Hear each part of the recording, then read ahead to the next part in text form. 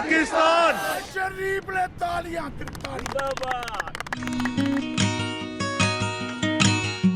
পাকিস্তান ক্রিকেটের গ্যালারিতে আর দেখা যাবে না সুপার ফ্যান জলিল চাচাকে। সবুজ কুর্তা, সাদা দাড়ি আর চাঁদ তারা খচিত টুপি পরে যিনি বছরের পর বছর মাতিয়ে রেখেছিলেন পাকিস্তানের গ্যালারি, সেই চাচা ক্রিকেট এবার বিদায় বলতে চলেছেন ক্রিকেটকে।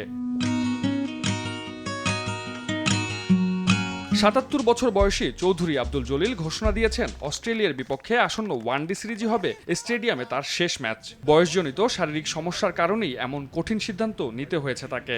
আগামী ৪ জুন লাহোরের ঐতিহাসিক গাদ্দাফি স্টেডিয়ামে পাকিস্তান বনাম অস্ট্রেলিয়ার ম্যাচে শেষবারের মতো গ্যালারিতে দেখা যাবে কিংবদন্তি এই সমর্থককে।